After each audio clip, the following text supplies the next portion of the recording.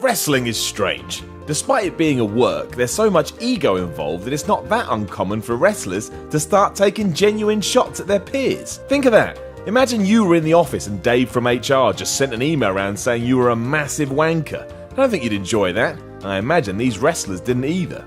But it happens, and it happens in multiple guises. Sometimes it's planned and a cheap shot on behalf of the company, and other times it's an individual going into business for themselves. Either way, it's never short of eyebrow raising, and at times, quite shocking. I'm Simon from What Culture, and this is 10 shocking on-air wrestling burials. Number 10, Triple H and Kofi Kingston. Just because someone gets buried on TV doesn't mean it's not entertaining, and that was the case when Triple H got one over Kofi Kingston in 2009. Heading into the Bragging Rights pay-per-view, Team Raw was comprised of DX, Mark Henry, The Big Show, Cody Rhodes, Jack Swagger, and, naturally, Kingston. Because this is wrestling, they couldn't get on with each other, so Kofi decided he'd play peacekeeper and try to calm everybody down. In the midst of this though, Triple H interrupted to ask what was a very astute question, namely, what in the hell happened to Kingston's Jamaican accent? Coming in as a man from the Caribbean, Kofi was asked to put on a voice before slowly phasing it out. Clearly someone thought this needed to be addressed, so they chose this moment to do it.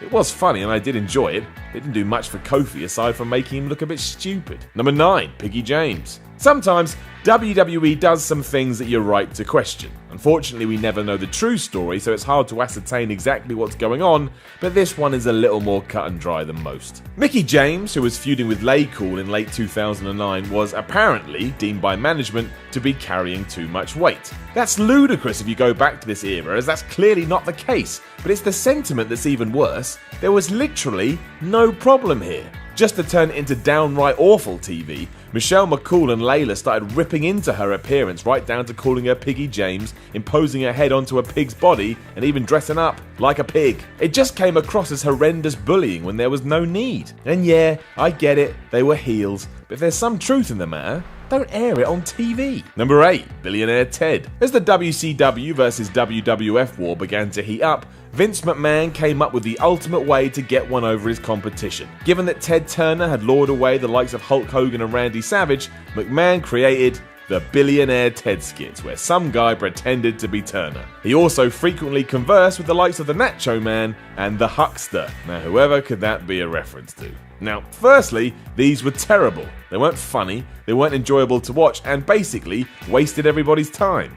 Just to add the boot in further, all that happened was WWF came off looking really bad, while Hogan, Savage and Turner went on to find great success. It probably would have made more sense if McMahon had just focused on his own product. Number 7, the Spirit Squad are sent packing. While the Spirit Squad was never going to be long for this world, in theory it was a good idea. Get a load of talented dudes from Ohio Valley Wrestling and introduce them all at the same time. There's safety in numbers, and WWE could use this to slowly develop them into some individual performers. It worked at first, and once they were put in a feud with DX, a lot of people assumed this would do wonders for the young up-and-comers, learning on the job with some of the best in the business. But that's not what happened. Of course that's not what happened. Instead, Triple H and Shawn Michaels ran rampant over the Fivesome before sending them on their merry way. And I mean that literally too. The Spirit Squad were thrown into a box that had a big label on it which read, Destination OVW. Or in other words, we're kicking you back to developmental. If the company isn't going to take these people seriously, why would I? Honestly. Number 6, WCW's own commentary. Burying someone is a risky business, especially if it comes back to bite you in the ass. Then not only do you look mean for doing it anyway, but you also look stupid as well. Mean and stupid. That's not the best combination. So when the January 4th, 1999 episode of Raw was pre-taped and just so happened to have Mick Foley winning his first ever world title, WCW decided to announce this news on their live Nitro. Commentator Tony Schiavone literally said on air, "Don't bother to tune into our rival show because Mankind is winning the world title." He topped that off with, "That'll put butts in seats." Well, it did. At that very moment, around 600,000 people turned the channel because they wanted to see that very thing happen. I would imagine a lot of those individuals stayed over there as well, leaving WCW to eventually die. Good work, guys. Good work. Number 5, Shawn Michaels and Psycho Sid. At In Your House 12, It's Time in 1996, Bret Hart took on Psycho Sid for the world title. If you'd like some trivia, this was originally meant to be Vader's spot, but the Mastodon was injured, so the relevant changes were made. Given that Shawn Michaels was involved with both men though, he joined the announcing booth to give his unique take on things. As you would assume with HBK, this take was nothing if not controversial, hence why he called Psycho Sid the most expensive piece of luggage in the WWF, or that Bret Hart was struggling to have a good match with this lumbering big man. It's true that Sid wasn't the best worker, but I don't think we need to be told this on live TV. Number 4, CM Punk's pipe bomb. When CM Punk grabbed the microphone on a Raw in 2011, he was about to propel himself into the main event scene. Being allowed to basically say whatever he wanted, Punk clearly shot from the hip the whole time, putting over Colt Cabana and Ring of Honor, while burying Vince McMahon, Stephanie McMahon, Triple H. Both the crowd in the arena and the internet at large went crazy about the whole thing, and many called it one of the best unscripted promos of all time. It was certainly up there, because the whole thing felt real. And that's probably because it was a good reflection of Punk's feelings with the WWE and the people in charge. Even if he was given the green light to go off on one, you've got to believe that it was this that's in his heart. And he got to bury loads of people while doing it. That's a win-win. Number 3, Doug Gilbert. In 1999, somewhat famous independent wrestler Doug Gilbert found himself in a feud with Brian Christopher for Power Pro Wrestling. Even with all his experience though, he clearly had no idea when to keep his mouth closed, which was proven even more so on one fateful night in October. Seemingly not caring about whether he was employed anymore or not, Gilbert said that Christopher was only given title runs in Memphis because his dad was Jerry Lawler, that promoter Randy Hales was a crack addict, and even mentioned allegations that Lawler had been involved with a 13-year-old girl. Now that would have been controversial enough, but the King had been cleared of any criminal charges. In the least shocking moment in history, Gilbert was fired straight away, and a quick watch of the footage and the shocked faces in and around the ring are proof that no one had a clue this was about to happen. Number 2, Scott Steiner and Ric Flair. Scott Steiner was a very good pro wrestler. There's no debating that, but he was also crazy.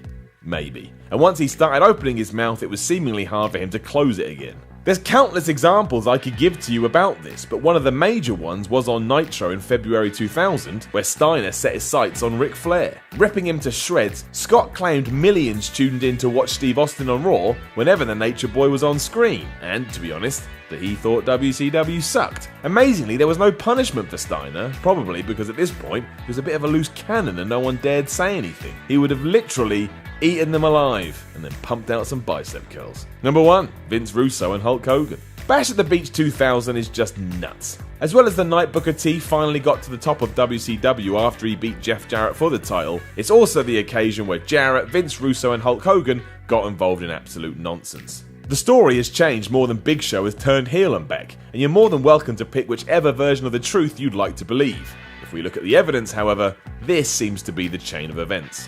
Earlier in the show, Jeff had laid down and let Hogan pin him, which is dumb, but that was agreed by all parties. Once Hulk had left the building though, Russo went into the ring and cut a scathing promo on the Hulkster saying they'd never see the man back in WCW as long as he was in charge. He then said he was a big bald son of a bitch, and then that he was a piece of shit. Hogan didn't know this was coming, a point that's backed up by a lawsuit he filed. Russo had seemingly gone into business for himself, and it was the last time we would ever see Hogan on WCW TV. So in that sense, there was some honesty in the whole thing. But what a mess, and what a burial. Know of any other wrestlers that were buried on air? Let us know in the comments below, and don't forget to like, share and subscribe. You can even come tell me on Twitter at SimonMiller316. I'm Simon from What Culture, and I'm about to bury you on air.